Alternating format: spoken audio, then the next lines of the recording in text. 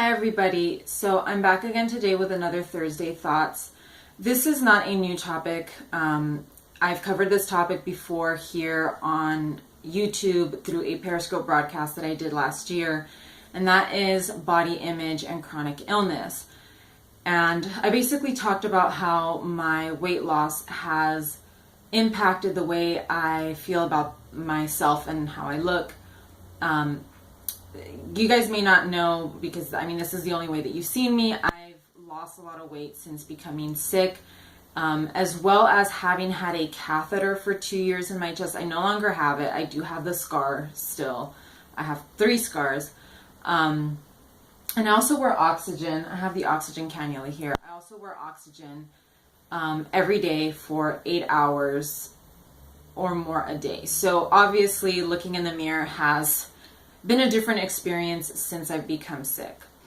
And obviously the weight loss comes with a lot of comments from people. A lot of people don't really know what it is that I have or why I'm sick. So, people will make comments or start trying to figure out why I'm this thin. And it bothers me now. And it's not that people didn't make comments in the past, but for some reason it's harder for me now. And I didn't really know why. Obviously you're sick and you're uncomfortable and you don't feel good about yourself, but why do those comments really get to us? And this is a book that I found through Women's Health magazine. It's called Beauty Sick: How the Cultural Obsession with Appearance Hurts Girls and Women by Renee Engeln. This book explains perfectly why women in particular feel so terrible about the way they look, and why it's sort of become a hobby of ours to criticize our appearance and obsess about our bodies. So this book, the cool thing about this book is that it is very relevant. This is not a new topic. The way that the media influences our body image is not a new topic. It is not something that it's not something that has not already been studied. The cool thing though about this book is that it is now expanded to include social media. So Facebook, Instagram, that kind of thing. And its role in continuing this legacy of making women feel so self-conscious about the way they look. And it doesn't neglect the other things, magazines, TV, movies. It doesn't neglect those either, but it does really start to bring the focus into social media.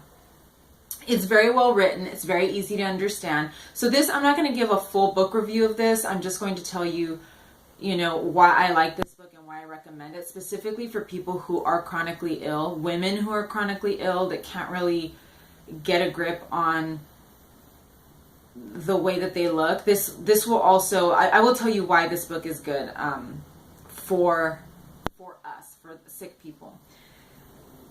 It is very well written, easy to understand. It is scientifically supported. So there are studies that support what this author is saying. This is not just her opinion. This is not just her saying, the media is horrible and it's making women feel bad. This is supported with studies, with facts, and she cites all of those studies very, very well here in her book. She does not get extremely scientific in the way that she's writing, and she also has accounts from women that she spoke with in order to write this book. So it is very engaging because it's storytelling combined with scientific studies. These women tell her their accounts of why they became so self-conscious about their bodies and what it was that influenced them, from their childhood, teenage years, and now in adulthood. So she is, it's a story as well as a scientifically backed book. So you're not just going to sit there and be like, oh, I'm just reading, this study that was conducted in 1994 and this and that. It is stories that will resonate with every woman. And the reason I say woman is because this book is geared towards women.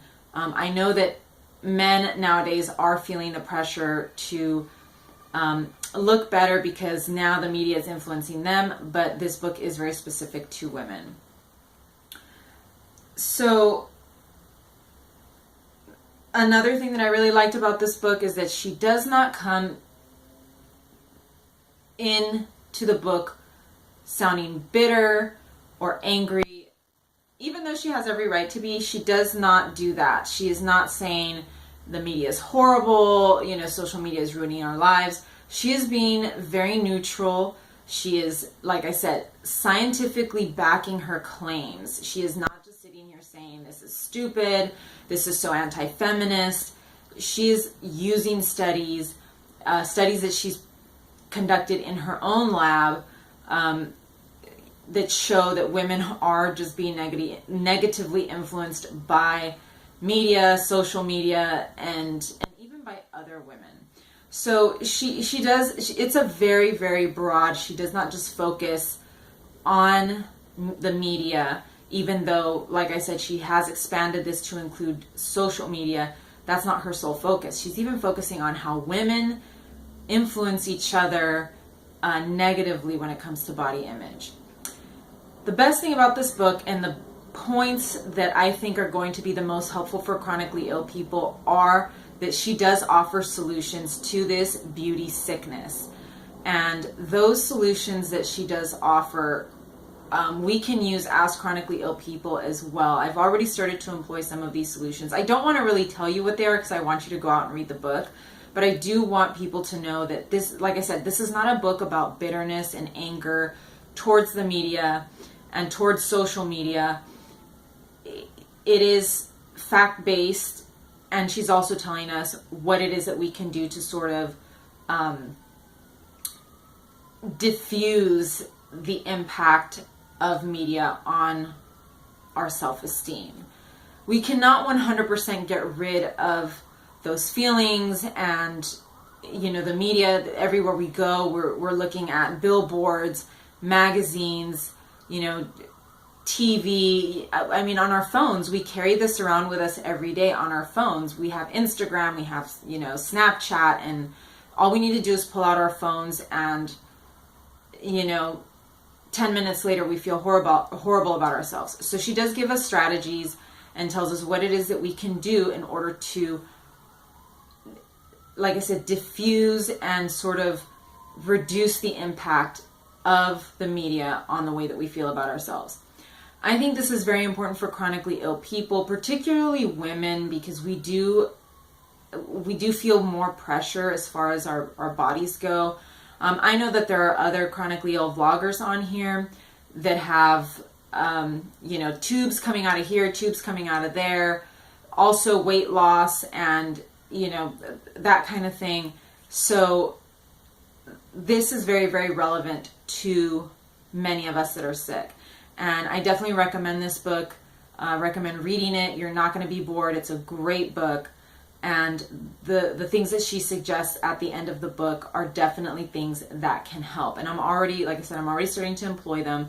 I'm going to employ them with my female friends as well, because I have heard a lot of the body shaming, back and forth between women. And there are things that you can do to help your friends and to help other women as well. And, like I said, to reduce the impact of the media and of all these other things on the way that we feel about ourselves. So I highly recommend it. The book is Beauty Sick: How the Cultural Obsession with Appearance Hurts Girls and Women by Renee Engeln. And if you're a chronically ill person, I highly recommend this. If you're dealing with low self-esteem and poor body image, feeling bad about the way that you look, take a look at this book, take a gander at it, and really take into consideration the solutions that she is offering through this book. So that is my Thursday thoughts / book recommendation for today.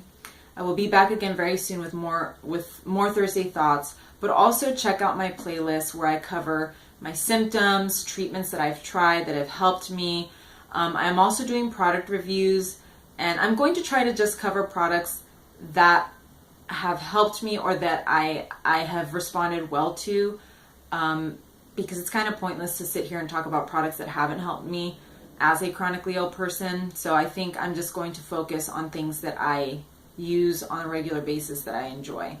So thank you guys for joining me, and I will see you again very soon.